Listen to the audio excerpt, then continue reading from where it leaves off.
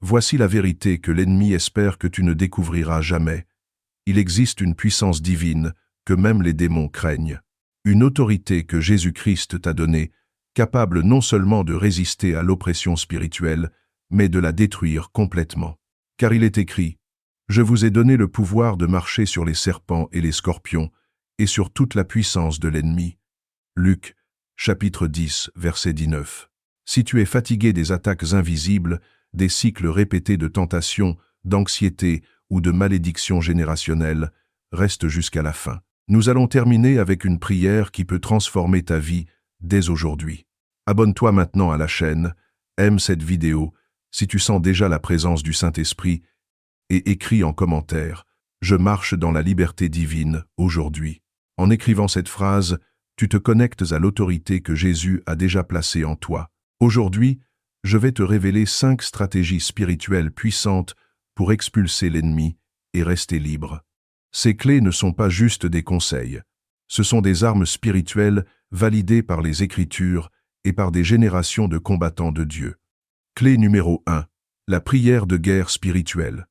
La prière seule ne suffit pas toujours. Beaucoup de croyants prient, supplient, pleurent et même jeûnent parfois, mais restent pris dans les mêmes chaînes spirituelles, incapables de voir une véritable percée. La vérité est que l'ennemi connaît toutes les formes passives de prière. Il se rit même de nos prières silencieuses et de nos murmures timides. Mais Jésus a dit, « Ce genre de démon ne sort que par la prière et le jeûne. » Matthieu chapitre 17, versets 20 et 1. Note bien, ce n'est pas une suggestion, c'est une directive stratégique. La prière devient une arme quand elle est combinée à une foi combative, à une adoration intense et à un esprit résolu. Imagine un instant David face à Goliath. Le géant était énorme, intimidant et semblait invincible. Pourtant David n'a pas reculé. Il n'a pas juste murmuré une prière timide en espérant le meilleur. Il a déclaré la parole de Dieu à voix haute. Il a placé sa foi en action et il a lancé sa pierre avec autorité. David dit aux Philistins, « Tu viens à moi avec l'épée, la lance et le javelot, mais moi je viens à toi au nom de l'Éternel des armées. » 1 Samuel, chapitre 17, verset 45. Chaque mot qu'il a prononcé était un coup de tonnerre spirituel, une déclaration qui a ébranlé le royaume des ténèbres. La prière de guerre fonctionne de la même manière. Elle transforme l'atmosphère, elle fait tomber les chaînes, elle fait fuir les esprits oppressifs. La puissance de cette prière ne réside pas seulement dans le volume ou la force vocale, mais dans l'intention et l'autorité. Lorsque tu pries en déclarant la parole de Dieu à voix haute, tu affirmes que le ciel est ton allié et que l'ennemi n'a aucune autorité sur ta vie. Le Seigneur est avec moi, je ne craindrai rien. Que peut me faire l'homme? Psaume chapitre 118, verset 6. Ta voix devient une clameur de guerre, ton esprit se renforce, et la chair est affaiblie. C'est exactement pour cela que Jésus a combiné prière et jeûne. Affaiblir la chair pour renforcer l'esprit, préparer le terrain pour une victoire spirituelle éclatante. Mais la prière de guerre ne s'arrête pas là. Elle exige constance et audace.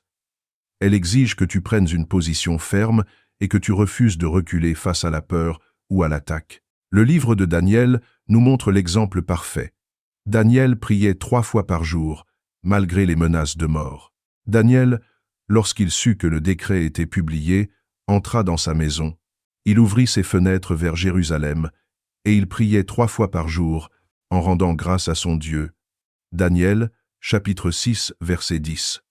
Sa constance dans la prière est devenue une arme, un bouclier contre l'oppression et un canal pour la délivrance divine.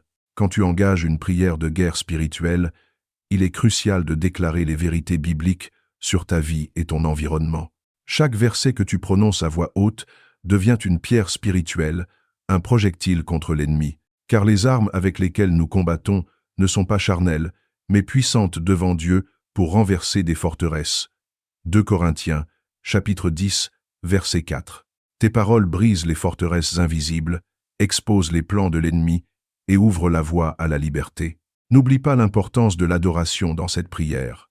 La louange est comme un feu qui purifie l'atmosphère spirituelle. Elle appelle la présence de Dieu là où il y a oppression et désordre.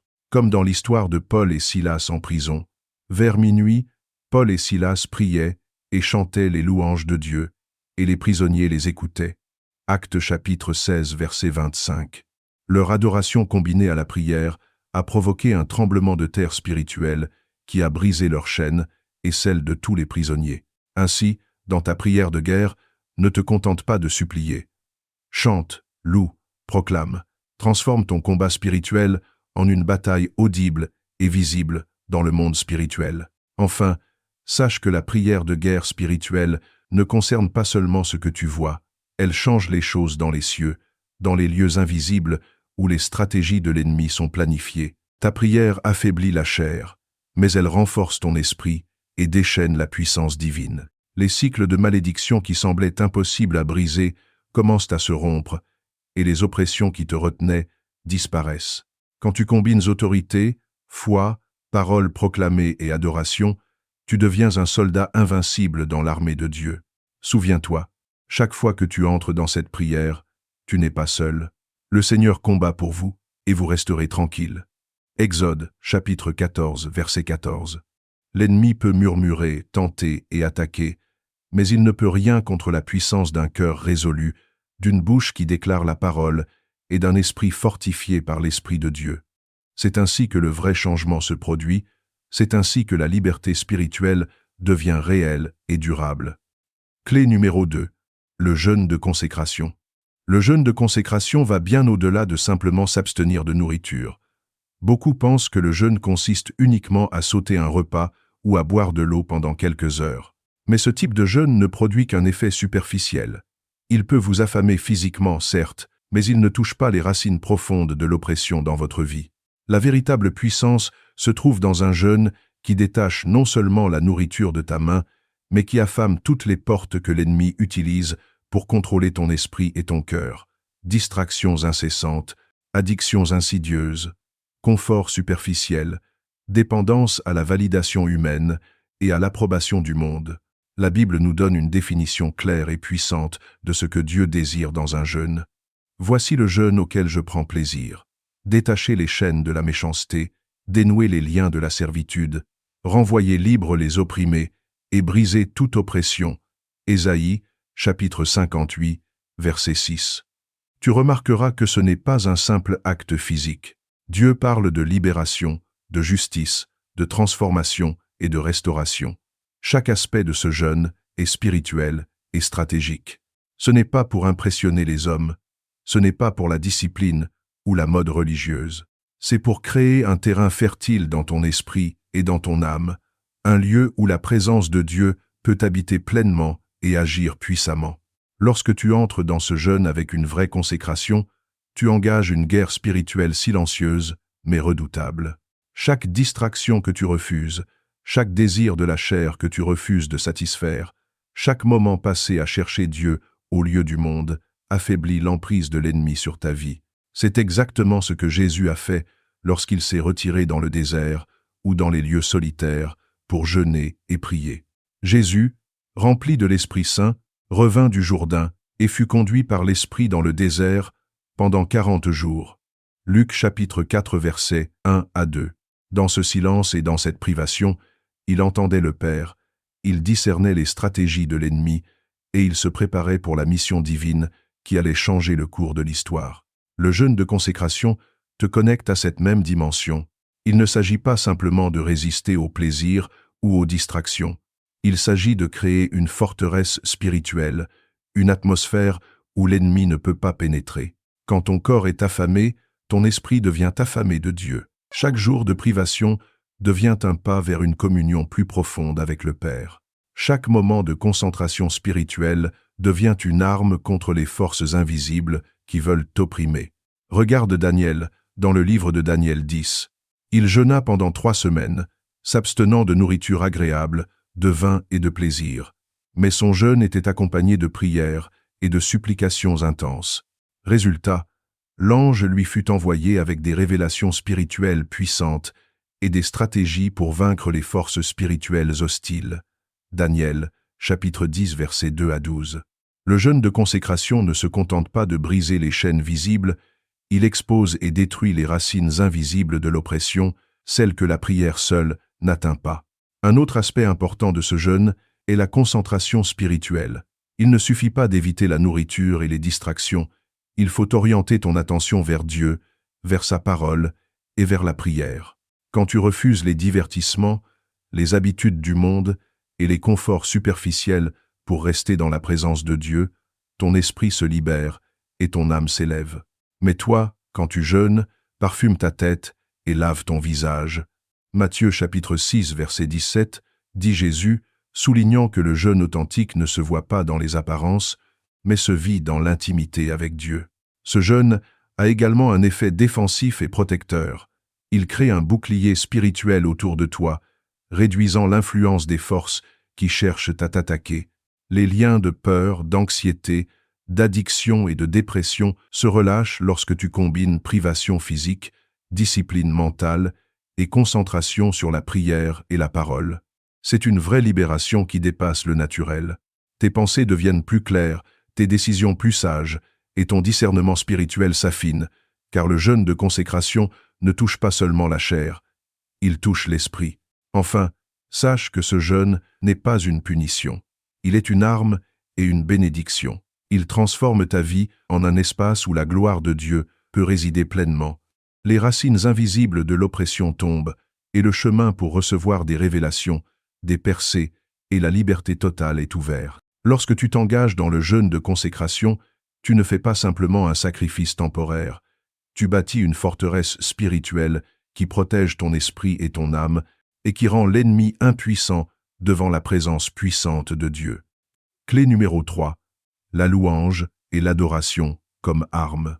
La louange et l'adoration ne sont pas simplement des expressions de foi ou des émotions spirituelles agréables. Elles sont une arme puissante dans la guerre spirituelle, une force qui change non seulement ton cœur, mais aussi l'atmosphère spirituelle autour de toi. Lorsque tu fais monter ta voix pour louer Dieu au milieu des combats, tu ne te contentes pas d'exprimer ta confiance. Tu déclares la souveraineté de Dieu sur toutes les situations et tu chasses l'oppression invisible qui cherche à te retenir.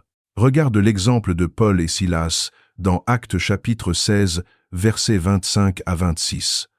Enchaînés dans une prison froide, blessés et humiliés, ils ont choisi de ne pas se laisser abattre par le désespoir ou la peur. À minuit, au lieu de murmurer des lamentations, ils ont élevé leur voix en louange. Et vers minuit, Paul et Silas priaient et chantaient les louanges de Dieu, et les prisonniers les écoutaient.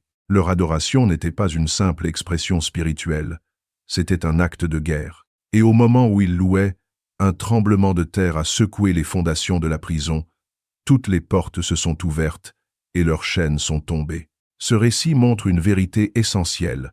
La louange transforme l'invisible, modifie les circonstances et détruit les embuscades de l'ennemi. Mais pourquoi la louange a-t-elle un tel pouvoir?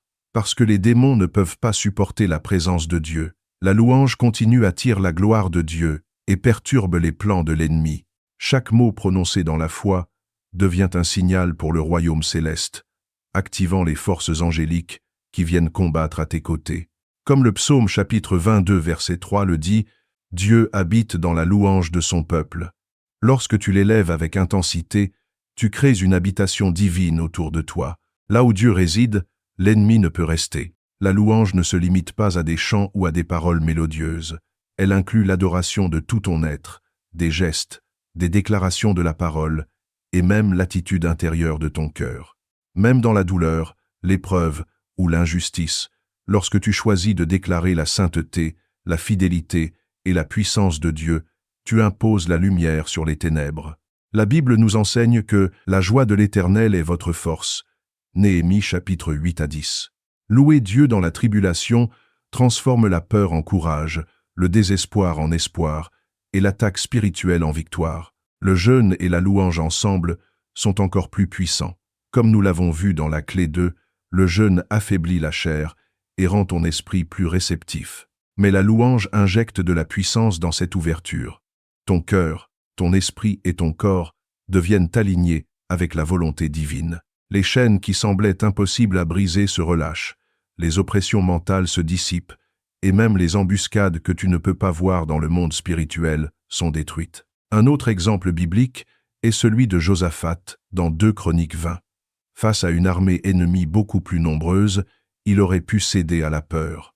Mais il fit quelque chose de radical. Il plaça des chanteurs et des adorateurs devant son armée. À mesure qu'il chantait et louait, Dieu plaça des embuscades contre les ennemis, et ces derniers furent détruits. La louange ne se contente pas de briser les chaînes intérieures, elle provoque la confusion dans le camp de l'ennemi et déclenche l'action divine dans le monde réel. Ainsi, lorsque tu es confronté à des épreuves, des attaques spirituelles, des cycles répétitifs de tentation ou d'oppression, ne sous-estime jamais la puissance de la louange. Chante, déclare, danse, élève ta voix, proclame les promesses de Dieu, et fais-le avec ferveur et foi. Les démons ne savent pas quoi faire face à une louange authentique et persévérante. Acte après acte, ils fuient. Les forces de Dieu répondent, les situations se transforment, et ce qui semblait impossible devient possible. Enfin, souviens-toi que la louange continue n'est pas seulement une arme offensive, mais aussi un bouclier défensif. Elle protège ton esprit, ton cœur et ton âme contre les murmures de peur, de doute et de tentation. Elle élève ton esprit au-dessus des circonstances et te place dans une position où tu peux discerner clairement les plans de l'ennemi et marcher dans la victoire. Comme le psaume chapitre 149 versets 6 à 7 dit, « Que les enfants de Sion se réjouissent dans leur roi, qu'ils louent son nom de danse et de tambourin, car l'Éternel prend plaisir à son peuple, et il couronne les humiliés de la victoire. » En résumé, la louange et l'adoration ne sont pas des accessoires spirituels, elles sont des armes de guerre puissantes, capables de renverser les circonstances, de libérer les captifs et de briser les plans de l'ennemi. Plus tu pratiques la louange continue dans la foi, plus tu observes des miracles inattendus, et plus tu avances dans la liberté et la puissance que Dieu veut pour toi. Clé numéro 4. Le jeûne de révélation. Le jeûne de révélation est sans doute l'une des armes spirituelles les plus puissantes et les plus secrètes que peu de chrétiens comprennent et utilisent correctement. Contrairement aux autres formes de jeûne qui servent à affaiblir la chair ou à repousser l'oppression, ce jeûne agit directement sur le plan invisible. Il ouvre les yeux de ton esprit pour discerner les stratégies de l'ennemi, révéler les plans cachés et te permettre de marcher avec une intelligence spirituelle que le monde ne peut comprendre. La Bible nous donne un exemple clair à travers Daniel. Dans Daniel chapitre 9 verset 3, il est écrit « Je tournai ma face vers le Seigneur Dieu, pour le chercher par la prière et les supplications, avec jeûne et sac de poussière. » Daniel ne jeûnait pas simplement pour obtenir la faveur ou un miracle immédiat. Il jeûnait pour recevoir la compréhension des plans célestes, pour discerner la direction de Dieu et pour voir ce que personne d'autre ne pouvait percevoir dans le monde spirituel. Ce jeûne lui a donné la capacité de recevoir des visions, des révélations et des stratégies divines. Ce même principe est accessible à toi, aujourd'hui. Lorsque tu pratiques le jeûne de révélation avec sérieux combiné à la prière persistante, à la méditation de la parole et à l'adoration fervente, ton esprit devient affiné comme un instrument de précision. Là où la plupart des chrétiens voient seulement la surface d'un problème ou la manifestation d'une attaque, toi tu commences à voir la racine, à comprendre l'origine et la structure de l'oppression. Tu reconnais les embuscades spirituelles avant même qu'elles ne frappent, et tu sais exactement quelles armes utiliser pour les contrer. Comme Jacques, chapitre 1, verset 5 le rappelle, « Si quelqu'un manque de sagesse, qu'il la demande à Dieu, qui donne à tous simplement et sans reproche, et elle lui sera donnée. » Associé au jeûne, ce principe devient une arme de discernement surnaturel. Le jeûne de révélation transforme le chrétien d'une position passive à une position stratégique. Au lieu de réagir à l'attaque, tu anticipes, tu observes, et tu frappes au moment exact où l'ennemi est le plus vulnérable. C'est comme Daniel lorsqu'il jeûnait et priait. Il connaissait non seulement le problème, mais il recevait aussi la solution directement du ciel. Il savait comment la tempête spirituelle allait se manifester, et il savait comment la contrer par des déclarations de foi, par des actions inspirées et par une discipline spirituelle ciblée. Pratiquer ce jeûne ne se limite pas à s'abstenir de nourriture. Il inclut la discipline de ton esprit et de ton attention. Tu retires les distractions qui engourdissent ton discernement, réseaux sociaux, divertissements superficiels, conversations inutiles, pensées négatives. Ton attention devient un faisceau lumineux pointé vers Dieu et ton esprit devient réceptif à ce que le ciel veut te révéler. Dans ce silence et cette concentration, tu reçois des stratégies sur les conflits personnels, familiaux, financiers, et même sur les attaques invisibles que tu ne pouvais jamais comprendre auparavant. Imagine ceci. Un chrétien qui jeûne uniquement pour des bénédictions reçoit peut-être des réponses partielles. Mais le chrétien qui jeûne pour la révélation, avec un cœur avide de vérité et de sagesse, obtient une carte spirituelle complète. Il sait où poser ses mains, où se tenir, quelles paroles prononcer et comment utiliser la parole de Dieu comme une épée tranchante contre les plans de l'ennemi. Comme le dit le prophète Ésaïe, « Tes yeux verront la gloire de l'Éternel » Ésaïe chapitre 40 verset 5. Le jeûne de révélation ouvre tes yeux spirituels pour voir ce que beaucoup restent incapables de percevoir. Ce jeûne t'enseigne aussi la patience et la persévérance. Les révélations ne viennent pas toujours immédiatement. Elles exigent constance, foi et obéissance. Mais à chaque jour de jeûne, ton esprit devient plus clair, tes prières plus précises et tes actions plus stratégiques. Tu ne réagis plus par émotion ou peur, mais par intelligence et discernement divin. C'est ce qui distingue un chrétien victorieux de celui qui continue à lutter sans comprendre pourquoi. Enfin, le jeûne de révélation ne se limite pas aux attaques spirituelles ou aux démons. Il te permet aussi de comprendre les directions de Dieu pour ta vie, de percevoir les opportunités cachées et de prendre des décisions guidées par l'esprit plutôt que par la chair ou la peur. Comme Daniel, tu deviens non seulement un combattant spirituel, mais un stratège divin. Tu vois ce qui est invisible aux autres, tu comprends les cycles invisibles, et tu marches avec une certitude que le monde et les forces de ténèbres ne peuvent contester. En résumé, le jeûne de révélation affaiblit la chair pour renforcer l'esprit. Élimine les distractions qui brouillent le discernement. Ouvre tes yeux spirituels pour voir les plans de l'ennemi et les stratégies divines.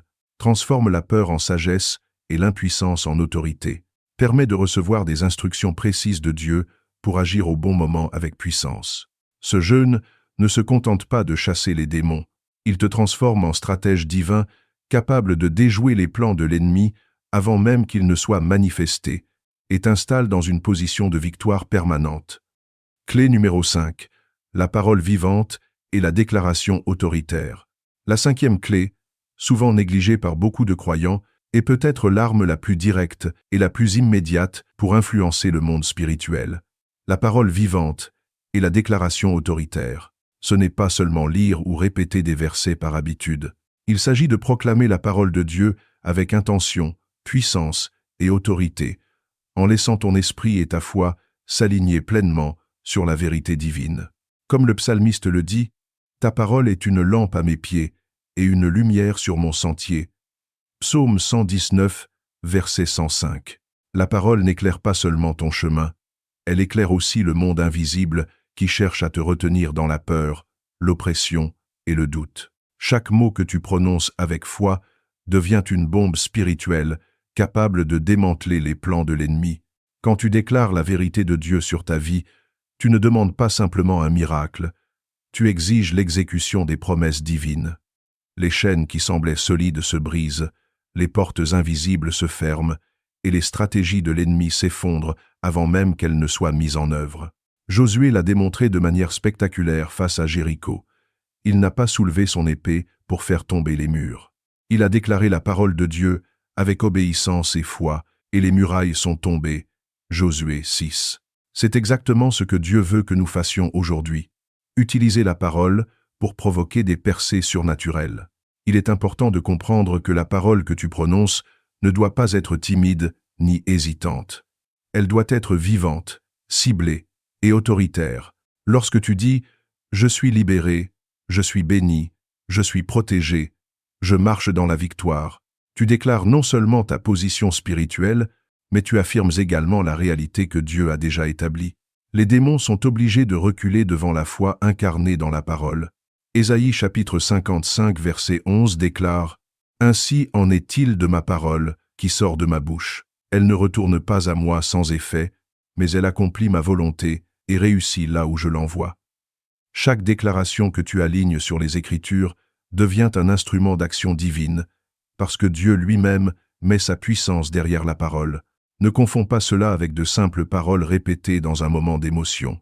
La déclaration autoritaire exige un esprit discipliné, une compréhension de la parole et une foi enracinée dans la promesse de Dieu. Tu dois parler avec conviction et anticipation de victoire, pas seulement pour demander. Imagine un chrétien qui proclame « Jésus est mon sauveur, je suis plus que vainqueur, les plans de l'ennemi échouent aujourd'hui ».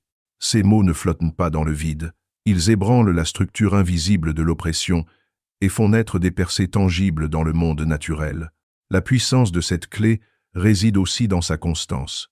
Comme un tambour battant dans une armée, tes déclarations répétées, conscientes et spirituellement alignées finissent par créer un rythme dans le royaume céleste.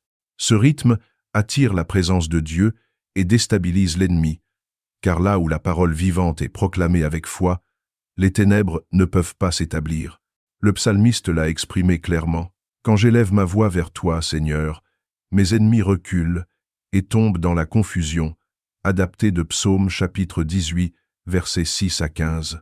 Il y a également un effet d'autorité spirituelle qui accompagne la parole proclamée. La Bible nous enseigne que Dieu a donné aux croyants le pouvoir et l'autorité sur les forces des ténèbres. Luc chapitre 10 à 19. Mais cette autorité n'est pleinement exercée que lorsque nous parlons avec foi et alignement sur sa parole. Lorsque tu déclares la vérité divine, tu ne fais pas seulement face à un problème spécifique. Tu réorganises l'atmosphère spirituelle autour de toi.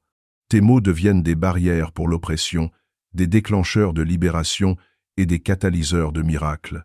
Enfin, il est essentiel de comprendre que la parole vivante n'agit pas seulement sur les esprits, mais aussi sur ta propre foi et ton cœur. En déclarant la parole à haute voix, tu renforces ton esprit, tu réaffermis ta confiance en Dieu et tu te places dans une posture de victoire permanente. Tes mots deviennent des mantras spirituels, façonnant non seulement ton environnement, mais aussi ton caractère et ta destinée. Comme Proverbe chapitre 18 verset 20 et 1 le souligne. La mort et la vie sont au pouvoir de la langue, quiconque l'aime en mangera les fruits. Ainsi, la parole vivante et la déclaration autoritaire sont la clé qui scelle les percées spirituelles, détruit les embuscades de l'ennemi et établit ta vie dans une victoire tangible. Chaque mot, aligné avec les Écritures, devient une arme invincible.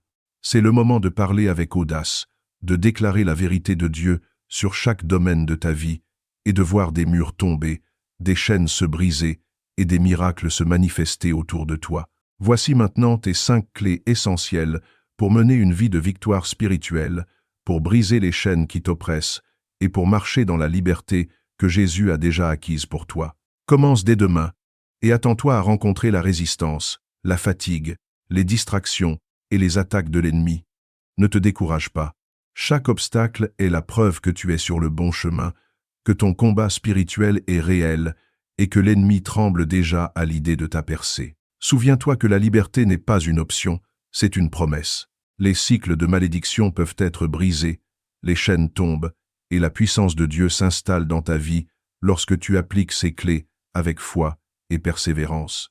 Chaque étape que tu franchis, chaque parole que tu prononces avec autorité, chaque moment que tu consacres à jeûner et à adorer, construit ta forteresse spirituelle. Ne garde pas cette puissance pour toi. Partage cette vidéo avec 3 personnes qui ont besoin de libération et de victoire spirituelle. L'ennemi prospère lorsque les enfants de Dieu restent silencieux, mais lorsque tu te lèves dans la puissance de Dieu, tout change. Les miracles commencent à se manifester, les portes se déverrouillent, et ce qui semblait impossible devient possible. Alors, lève-toi, parle avec autorité, jeûne avec consécration, loue avec puissance, et marche dans la victoire. Le temps de ta libération est arrivé. Que l'ennemi recule, que les chaînes tombent, et que la gloire de Dieu éclate dans ta vie dès maintenant. Maintenant, chers amis, voici notre prière finale. Seigneur Tout-Puissant, aujourd'hui je me tiens devant toi avec un cœur humble, mais déterminé. Je déclare que toutes les chaînes invisibles qui m'oppressent, toutes les habitudes, peurs et liens spirituels sont brisées par le sang de Jésus. Que ton Esprit Saint descende puissamment sur ma vie et transforme chaque fibre de mon être. Je proclame que je suis libre de toute oppression, que chaque plan de l'ennemi contre moi est annulé, et que je marche désormais dans la victoire que Jésus a déjà remportée pour moi à la croix. Seigneur, Je reçois la puissance de la prière de guerre spirituelle, le discernement par le jeûne de consécration, la force de la louange et de l'adoration, la clairvoyance du jeûne de révélation et l'autorité de proclamer ta parole vivante dans chaque domaine de ma vie. Père, je t'invite à remplir ma maison, mon cœur et mon esprit de ta présence. Que tout ce qui ne t'appartient pas soit expulsé maintenant. Anxiété, peur, oppression, esprit de mensonge et toute influence démoniaque. Je déclare que la liberté, la joie et la paix de ton royaume règnent en moi dès maintenant et pour toujours. Seigneur, je t'offre ma vie entièrement. Prends chaque partie de mon esprit, mon corps et mon cœur, et fais de moi un instrument de victoire, de lumière et de témoignage. Que là où je marche, les ténèbres reculent, que l'ennemi tremble et que ton nom soit glorifié. Merci Père, pour cette percée, pour cette force nouvelle, pour cette clarté et cette protection divine. Je marche désormais dans la victoire, inébranlable et libre, au nom de Jésus-Christ. Amen.